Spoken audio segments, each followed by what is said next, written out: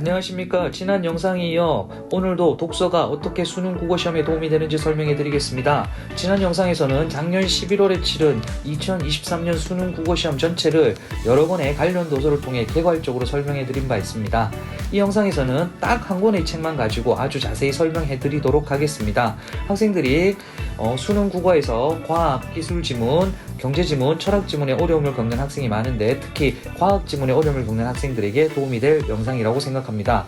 오늘 소개해드릴 책은 제목이 인문학도에게 원하는 나의 첫 번째 과학 공부입니다. 제목이 길기 때문에 앞으로는 줄여서 첫 번째 과학 공부로 부르겠습니다.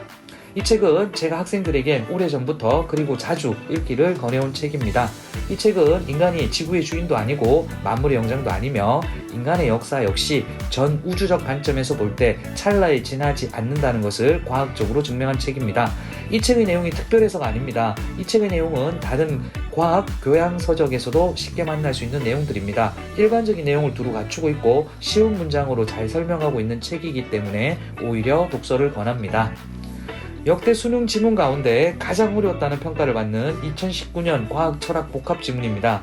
지문과 문제의 난이도가 높았을 뿐만 아니라 과학 지식 없이 풀 수 없다는 주장과 출제자를 비난하는 여론까지 들끓었던 아주 유명한 지문입니다. 논쟁과 관계는 없이 독서가 어려운 지문 해결에 얼마나 도움이 되는지 밝혀드리겠습니다.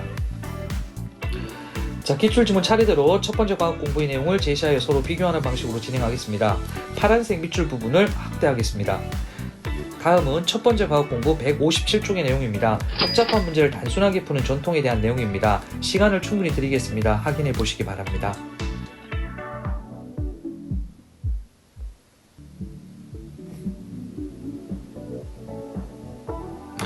다음은 첫 번째 과학 공부 141쪽에서 142쪽 천동설에 대한 내용입니다. 마찬가지로 지문이 정확히 일치하는 걸 확인할 수 있습니다.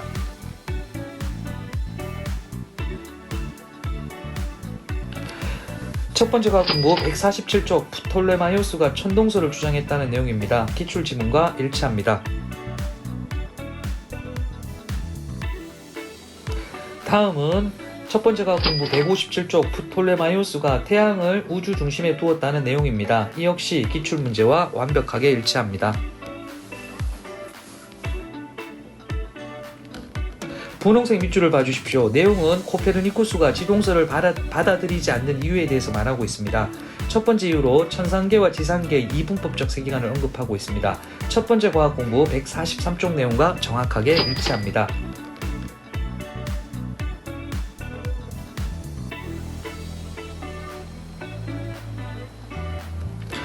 두 번째 이유 역시 일치합니다. 두 번째 이유는 인간 중심주의에 대한 내용입니다. 첫 번째 과학 공부 141쪽에 나오는 내용입니다. 코페르니쿠스가 지동설을 받아들이지 않은 이유는 이분법적 세계관의 고수와 인간 중심적인 사고 때문이었습니다.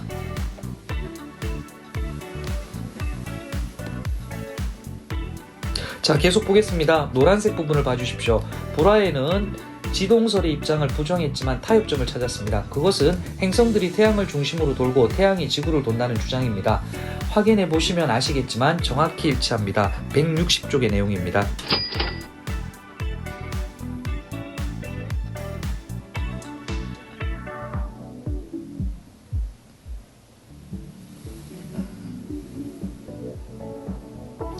연두색의 내용을 봐주십시오. 이번에는 케플러에 대한 설명입니다. 신플라톤주의자였다는 사실, 동시에 경험주의자였다는 사실, 코페르니쿠스의 천문학을 받아들였다는 사실 등이 하나도 빠짐없이 나옵니다. 위와 마찬가지로 160쪽에 있는 내용입니다.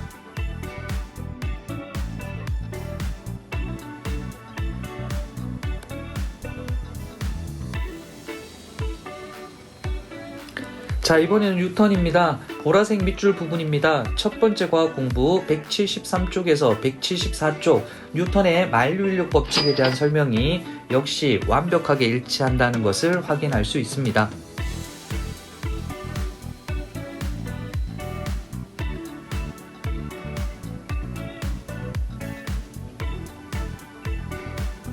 자, 이제 마지막입니다.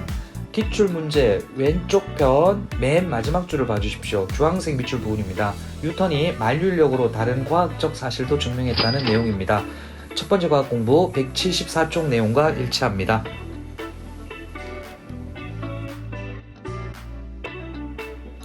책의 내용이 기출지문 절반 이상과 일치합니다. 이 지문이 철학과 과학의 복합지문이고 뒷부분이 중국의 서양과학 수용과 관련된 내용입니다. 따라서 기출지문에서 과학과 관련된 모든 부분이 이 책에 수록되었다고 할 수 있습니다.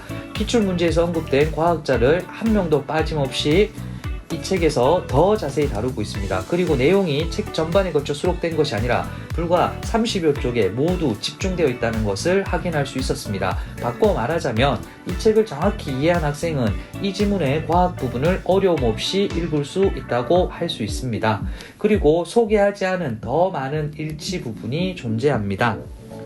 앞서 말씀드린 대로 이 책은 보편적인 교양 수준의 도서입니다. 앞으로 다른 분야의 책들도 유튜브나 블로그를 통해 증명해 보이도록 하겠습니다. 하나만 말씀드리고 영상을 마치겠습니다. 단순히 읽은 부분이 시험지 내용과 일치한다고 해서 제가 독서를 권하는 것이 아닙니다. 읽은 내용을 시험장에서 만나는 행운을 기대하라는 것이 아닙니다. 더 중요한 사실은 동일한 내용이 출제되지 않더라도 과학지문, 철학지문, 경제지문 등의 글이 지닌 특징이 있습니다. 각 분야의 독서를 통해 이러한 특징을 익힐 수 있다는 점, 이를 통해 더 정확하게, 더 빠르게 문제를 해결할 수 있다는 점이 독서를 권하는 가장 큰 이유입니다.